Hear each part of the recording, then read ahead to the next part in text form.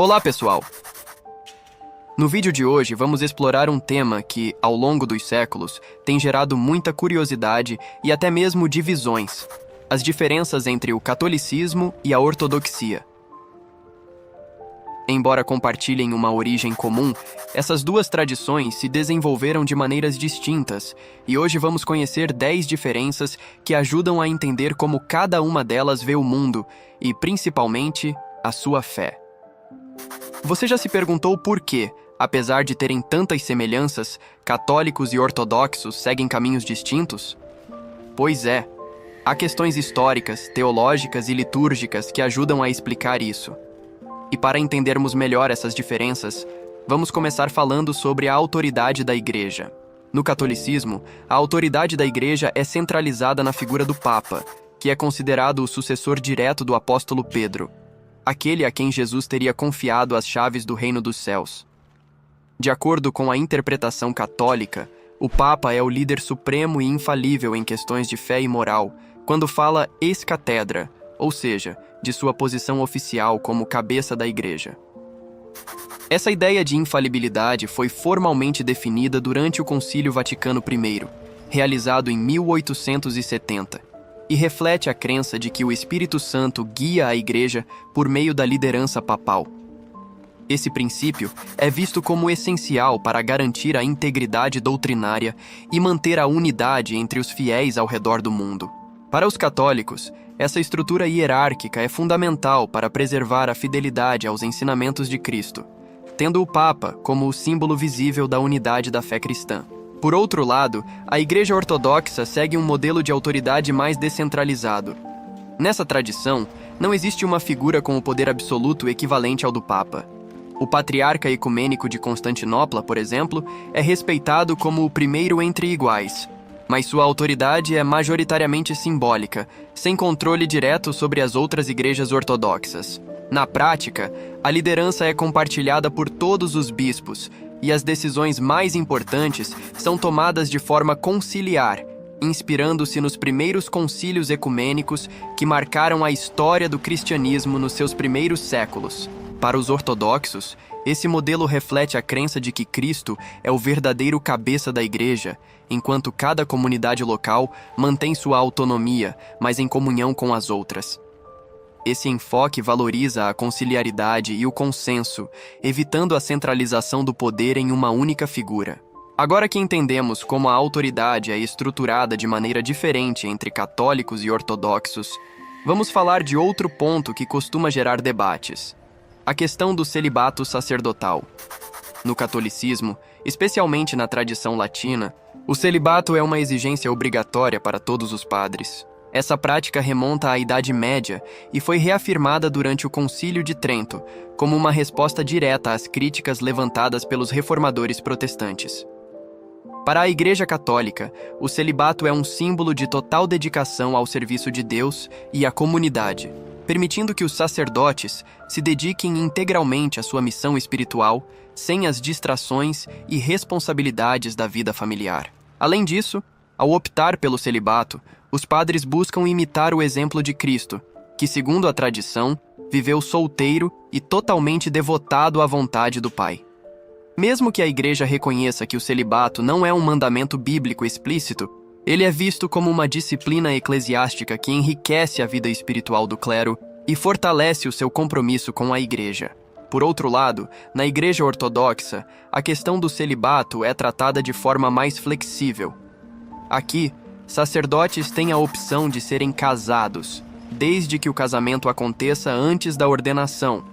Assim, um homem casado pode se tornar padre, mas, após ser ordenado, ele não pode se casar novamente se ficar viúvo. No entanto, quando se trata de escolher bispos, a tradição ortodoxa é mais restritiva, pois eles são tradicionalmente escolhidos apenas entre monges celibatários, que vivem uma vida de maior austeridade e compromisso espiritual. Para a Igreja Ortodoxa, o casamento não é um obstáculo ao ministério pastoral, mas sim uma forma de enriquecer a vida espiritual e comunitária. De fato, acredita-se que um padre casado pode entender melhor as dificuldades e alegrias da vida familiar, sendo assim um guia mais próximo e acessível para os fiéis que ele pastoreia. Essa abordagem reconhece tanto a vida celibatária quanto a conjugal como caminhos válidos de serviço a Deus, valorizando a diversidade nas formas de consagração e de ministério. Continuando nossa reflexão sobre essas diferenças que, apesar de parecerem sutis, moldaram as práticas e a teologia de cada tradição ao longo dos séculos, vamos agora nos aprofundar em outras distinções importantes que marcaram o desenvolvimento histórico dessas igrejas. Ao tratarmos do sinal da cruz, é interessante notar como até mesmo um gesto aparentemente simples pode ter significados tão profundos. Na Igreja Católica, o sinal é traçado da testa ao peito e do ombro esquerdo para o direito, sendo uma invocação da Santíssima Trindade, Pai, Filho e Espírito Santo.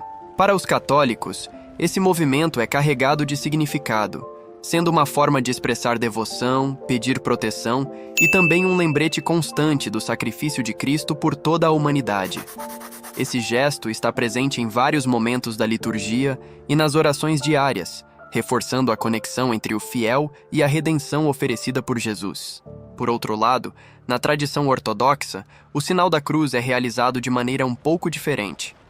Começa da testa ao peito, mas segue do ombro direito para o esquerdo. Esse detalhe pode parecer insignificante à primeira vista, mas, para os ortodoxos, ele carrega um profundo simbolismo teológico. Eles interpretam essa direção como a bênção que flui da direita de Deus para o mundo. Além disso, os ortodoxos têm um cuidado especial com a posição dos dedos ao fazer o sinal. Unem o polegar, o indicador e o médio, simbolizando a Santíssima Trindade, enquanto os dois dedos restantes são dobrados, representando as duas naturezas de Cristo, divina e humana.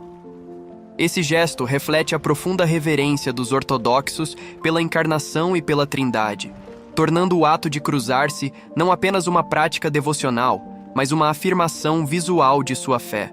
Passando para outro aspecto fundamental, vamos falar sobre a Eucaristia e o tipo de pão utilizado. Na Igreja Católica, a celebração da Eucaristia é o ponto culminante da liturgia, onde o pão e o vinho são transformados no corpo e no sangue de Cristo.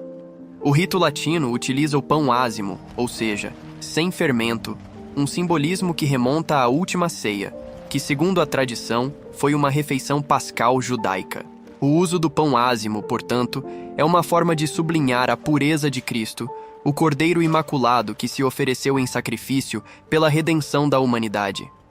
A Eucaristia, para os católicos, não é apenas uma recordação do sacrifício de Jesus, mas um verdadeiro ato de renovação desse sacrifício, onde o altar se torna uma extensão da cruz. Na Igreja Ortodoxa, embora a Eucaristia também ocupe um lugar central, o tipo de pão utilizado é diferente. Os ortodoxos usam pão fermentado, conhecido como prósfora, que carrega um simbolismo próprio. Para eles, o fermento no pão é um sinal da ressurreição e da nova vida trazida por Cristo. Assim, enquanto os católicos enfatizam o sacrifício, os ortodoxos colocam ênfase na vitória de Cristo sobre a morte e na promessa de uma nova vida.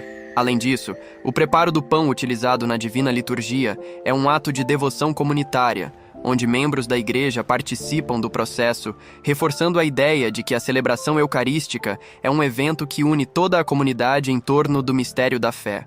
Vamos agora refletir sobre como essas tradições se expressam através da liturgia e da arquitetura de suas igrejas. Nas igrejas católicas, a disposição linear, com bancos direcionados para o altar, cria um ambiente de foco e reverência, onde o ato de assistir à missa é organizado para facilitar a contemplação e a participação dos fiéis. A arquitetura é adornada com vitrais, esculturas e afrescos que não apenas embelezam o espaço, mas também servem como uma forma de catequese visual, ajudando a educar os fiéis sobre a história da salvação e a vida dos santos. Por outro lado, nas igrejas ortodoxas, a experiência é diferente. Aqui, a arquitetura muitas vezes segue o formato de uma cruz grega ou circular, refletindo a unidade e a comunhão dos fiéis em torno do altar. Um elemento central é a iconostase, uma parede coberta de ícones que separa o altar do restante da igreja. Esse elemento não é apenas uma barreira física, mas um símbolo espiritual que marca a divisão entre o céu e a terra, lembrando aos fiéis que os mistérios divinos estão além do alcance completo da compreensão humana. E uma das características mais notáveis das igrejas ortodoxas é a ausência de bancos ou cadeiras, exceto para os idosos ou aqueles que precisam. Para os ortodoxos, o ato de ficar de pé durante a liturgia é um sinal de respeito, reverência e prontidão espiritual, refletindo a crença de que a liturgia é um momento de comunhão direta com o sagrado, onde cada um está de pé como se estivesse diante do próprio Deus. E agora, vamos à questão da doutrina da Imaculada Conceição. No catolicismo, essa doutrina afirma que Maria, desde o momento de sua concepção, foi preservada do pecado original.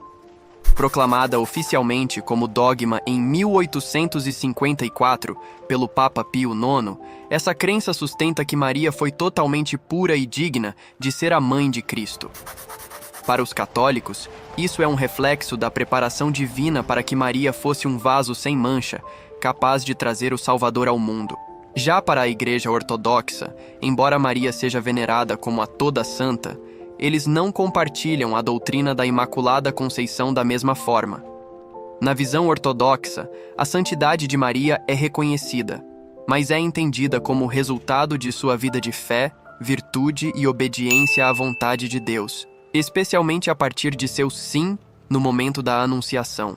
Para os ortodoxos, a pureza de Maria não depende de uma intervenção divina no momento de sua concepção, mas sim de sua própria escolha e dedicação a Deus ao longo de sua vida. Se você está gostando dessa análise, não se esqueça de se inscrever no canal, deixar o seu like e ativar o sininho para receber as notificações. Até aqui, já abordamos questões fundamentais que mostram como essas duas tradições, embora profundamente ligadas em suas raízes, tomaram caminhos distintos ao longo dos séculos. E há ainda mais pontos que merecem ser explorados para entendermos como essas diferenças moldam não apenas as práticas religiosas, mas também a forma como essas comunidades vivem e expressam sua fé. Falando primeiro sobre a questão do uso da barba pelos sacerdotes, é interessante notar como essa prática, que pode parecer apenas um detalhe estético, possui um significado profundo na tradição ortodoxa. Desde os primeiros séculos do cristianismo, os monges e padres ortodoxos adotaram o hábito de deixar a barba crescer como um símbolo de humildade, sabedoria e renúncia à vaidade. Para os ortodoxos, a barba é uma forma de imitar Cristo e os profetas do Antigo Testamento, reforçando um estilo de vida ascético, centrado no espiritual. É um símbolo de maturidade espiritual e dedicação à vida de oração. Essa prática não é apenas uma tradição, mas representa um compromisso profundo com a fé e a vocação religiosa. Em contrapartida, no catolicismo, especialmente no rito latino, não há uma regra fixa que exija ou proíba o uso da barba pelos padres. Durante a Idade Média, era comum que muitos sacerdotes usassem barba, mas essa prática foi reduzida após a Reforma Protestante, quando o clero católico começou a adotar o rosto limpo como uma maneira de se diferenciar do clero ortodoxo e dos reformadores protestantes. Hoje em dia, o uso ou não da barba é mais uma questão de preferência pessoal do sacerdote, refletindo a flexibilidade da Igreja Católica em se adaptar aos contextos culturais e locais. Essa diferença, embora pareça menor, revela como cada tradição escolhe expressar sua identidade e seu compromisso com a espiritualidade. Agora, ao apresentarmos o conceito de graça divina, vemos que aqui também há uma distinção significativa entre essas tradições.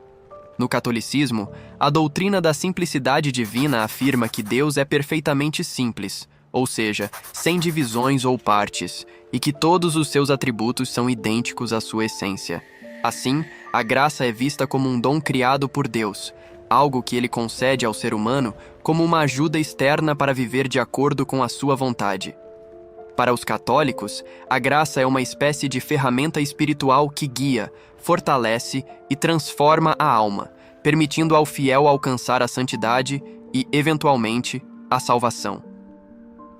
A graça é concedida através dos sacramentos e das boas obras, sendo uma ajuda sobrenatural que orienta o fiel para mais perto de Deus. Na Igreja Ortodoxa, no entanto, o entendimento da graça é mais místico e profundo. Para eles, Deus é incompreensível em sua essência, mas ele se manifesta no mundo através de suas energias divinas. Nesse contexto, a graça não é algo criado ou separado de Deus, mas uma extensão de suas energias. Assim, experimentar a graça significa participar diretamente da própria vida divina. Para os ortodoxos, a graça não é uma simples ajuda externa, mas uma comunhão real com Deus, uma forma de união que transforma o fiel e o conecta diretamente ao mistério divino. Aqui, a ênfase está na experiência transformadora da graça como uma participação direta na vida de Deus, em vez de uma ferramenta para alcançar a santidade de forma mais gradual. E claro, um tema que sempre desperta curiosidade é o da vida após a morte e a questão do purgatório. No catolicismo, a doutrina do purgatório ensina que, após a morte, as almas que morreram em estado de graça, mas que ainda necessitam de purificação, passam por um estado temporário onde suas imperfeições são purgadas antes que possam entrar no céu. Para os católicos, o purgatório não é um lugar de condenação, mas um processo necessário para purificar a alma. A Igreja Católica acredita que as orações dos vivos, especialmente a celebração da missa, podem ajudar a acelerar esse processo, encurtando o tempo que uma alma passa no purgatório. Essa prática é apoiada por passagens bíblicas e foi reafirmada no Concílio de Trento, no século XVI. Por outro lado, na Igreja Ortodoxa, não existe um conceito equivalente ao purgatório. Embora os ortodoxos também creiam que as almas passam por um julgamento após a morte, eles rejeitam a ideia de um estado específico de purgação. Para eles, a purificação é entendida como uma jornada espiritual contínua, que pode se estender após a morte, dependendo da relação que a alma tinha com Deus durante sua vida terrena. As orações pelos falecidos são vistas como um ato de amor e intercessão, pedindo pela misericórdia divina, mas não como um meio de libertar as almas de um estado de purgação. A ênfase aqui está na confiança na graça e na misericórdia de Deus, que é considerado capaz de cuidar das almas sem a necessidade de um estágio intermediário. E por fim, vamos refletir sobre como essas tradições abordam a relação entre fé e razão. No catolicismo, há uma longa tradição que busca equilibrar a fé e a razão, vendo-as como complementares. Para os católicos, a razão é um dom divino que nos ajuda a compreender melhor o mundo e a criação, enquanto a fé é uma revelação que vai além das limitações da razão humana. Grandes teólogos católicos, como Santo Agostinho e Tomás de Aquino, defenderam que, embora existam verdades que só podem ser alcançadas pela fé, outras podem ser compreendidas pela razão, levando a uma fé mais fundamentada. Assim, para os católicos, a fé ilumina a razão e a razão fortalece a fé, permitindo uma compreensão mais rica de Deus e da realidade. Em contrapartida, a Igreja Ortodoxa adota uma abordagem mais mística. Embora reconheça o valor da razão, a ortodoxia enfatiza que os mistérios de Deus estão além da compreensão humana. A fé é vista como uma experiência direta e transformadora de encontro com o divino, que transcende a análise racional. A razão é valorizada, sim, mas está subordinada à experiência espiritual e à participação nos sacramentos. Para os ortodoxos, a verdadeira sabedoria não se limita à compreensão intelectual, mas é alcançada através da oração, da vivência litúrgica e da comunhão com Deus. Aqui, a ênfase está na experiência mística e na transformação do coração, mais do que em explicações racionais. E assim concluímos nossa apresentação sobre as notáveis diferenças entre católicos e ortodoxos. Qual dessas distinções mais chamou sua atenção? Deixe sua opinião nos comentários. Queremos ouvir o que você pensa sobre esses temas que, mesmo após tantos séculos, continuam a ser relevantes para a fé cristã. Se você gostou desse conteúdo, não se esqueça de curtir o vídeo, se inscrever no canal e ativar o sininho para não perder nenhuma atualização. Agradecemos por nos acompanhar até aqui e esperamos te ver no próximo vídeo. Que a paz de Deus esteja sempre com vocês. Até a próxima.